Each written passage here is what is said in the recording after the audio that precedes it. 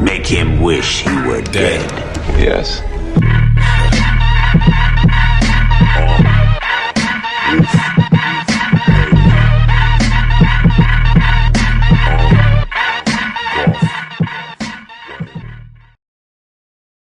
What's up YouTube, Orange Juice here, and today I'm going to be doing a LEGO figure review of a custom figure I made of the Green Goblin.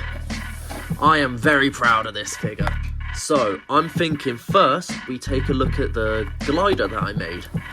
Custom built from scratch, from LEGO. So I'll put Norman to the side. And let's take a look at his goblin glider. So here we have this glider that I produced. The main body of the glider is produced out of just standard LEGO system elements, which is it's a pretty simple construction, just studs on top, fairly simple, not too complicated. With these wings that I got from the 2004 LEGO theme, Lego Galador. If anyone remembers that theme, mental. It was like an action figure theme. Actually, one moment.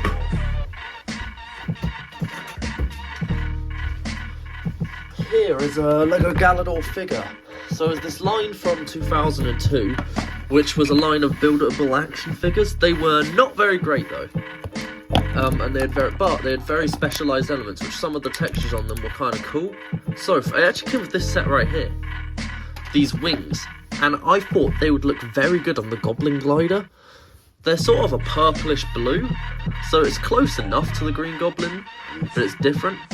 Also, I got this from a LEGO Ninjago snake set, this purple flame, which I think looks great coming out of the back of the glider, and a blade referencing the first Spider-Man film. And just generally, I love the design on it. I love all the details I added, and I think it looks very nice. So, what's the glider about the Goblin? So here's on the figure itself. So this figure, if you've seen, he's appeared in a few videos of mine, and he's had quite a few iterations and alterations.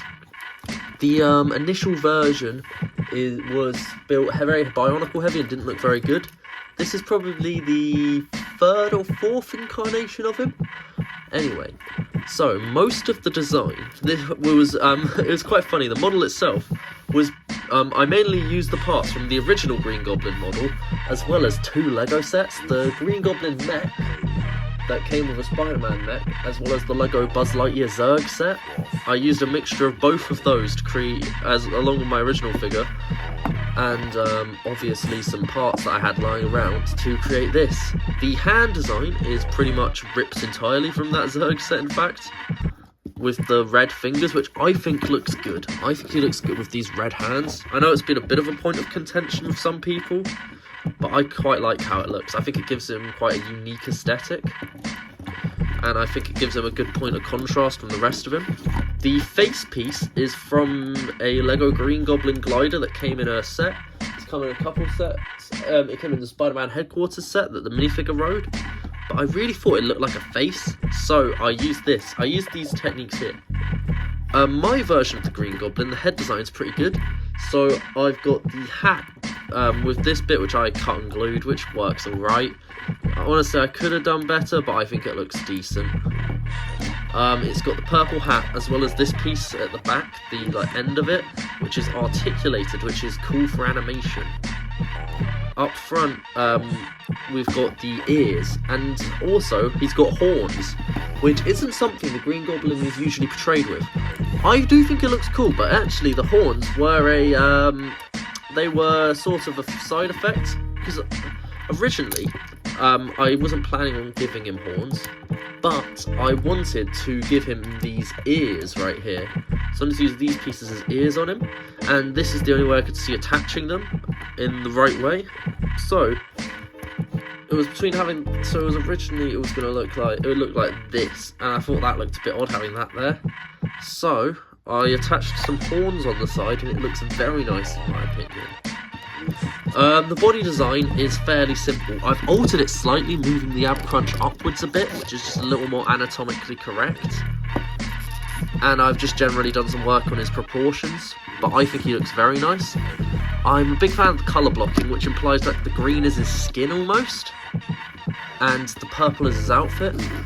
And I think he looks very good with these black boots. I think they look good with pinholes in the bottom to securely attach him to the glider. He's got full articulation. He's got, let's count them, 1, 2, 3, 4, 5, 6, 7, 8, 9, 10, 11, 12, 13, 14, 15, 16, 17, 18, 19, 20, 21, 22 points of articulation, which for a figure this small is quite good. For a little size comparison, I will go over and grab Spider-Man himself. So, for a size comparison, they're about the same height. I'd say Spider-Man, okay, from this camera angle, Spider-Man looks a tiny bit taller, but in reality, they are about the same height. They stack up, which I think is good, and it makes them look like worthy opponents. I think they actually look very nice together. And they stack up against each other nicely. They look like equals, which is what I wanted to go for. And I do think these figures complement and contrast each other incredibly well, as they have pretty much opposite colours from each other, and generally just look very nice, and they can do a very good standoff. But yeah, overall, I'm very happy with this build. If you like him too, let me know. And if you don't like him, let me know. Let me know what you'd do differently if you did your version of the Green Goblin. If you enjoyed this video, like and subscribe. And hopefully you enjoyed that edit at the beginning that my friend made for me. And overall, I will see you later. Goodbye.